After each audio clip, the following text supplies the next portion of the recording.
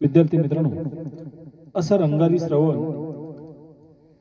कवी ऐश्वर्य पाटेकर यांची ही कविता आपण आता पाहणार आहोत. श्रावण महिन्याच्या निसर्गातील विलोभनीय बदलाचे सुंदर वर्णन या कवितेमध्ये कवीने केलेले आहे.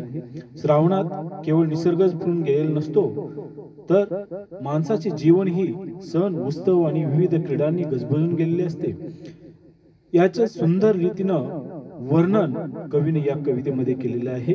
आपण ही कविता आज गाऊन पाहूया.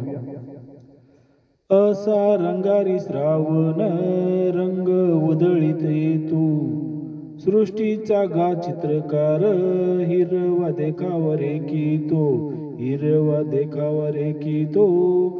कलावंत हा साजिरा काय त्याची कलागत, जागोजागी चित्रांचीच त्यानं मांडली पंगत, त्यानं मांडली पंगत.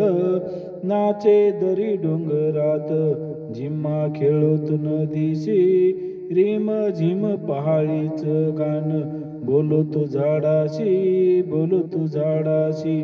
वेण्या गुंफीत वेलीच्या वेली लाज लाजल्या, पाना फुलांचे पातळ थेंबा थेंबानी सजल्या, थेंबा थेंबानी सजल्या. झुले पोरींना झुलाया असे टांगतो झाडाला, देतो झुलता झुलता लय पोरींच्या गाण्याला, पोरींच्या गाण्याला.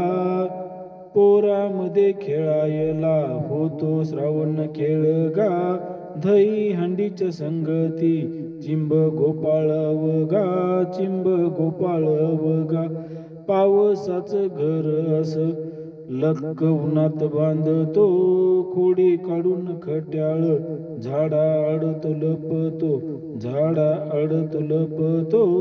इंद्रधनुष्याचा बांध असा नभाला घालतो, रंगी बेरंगी फुलांची नक्षी रानात गोंधतो, रानात गोंधतो. असा रंगारी श्रावण रंग उधळीत येतो, हिरव्या सृष्टीच्या मळ्यात खोपा करून राहतो, खोपा करून राहतो.